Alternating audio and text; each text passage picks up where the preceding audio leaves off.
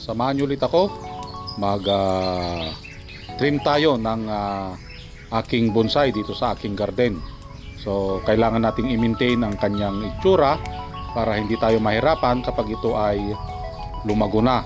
Masisira kasi ang itsura ng ating bonsai kapag ito ay mapabayaan.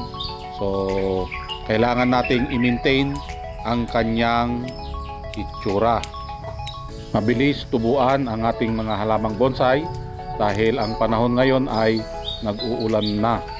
So pagkatapos nating magupitan, ito na ang kanyang itsura. Bumalik ulit ang kanyang ganda. Ito pala ay isang Callios or Striblos asper na bonsai.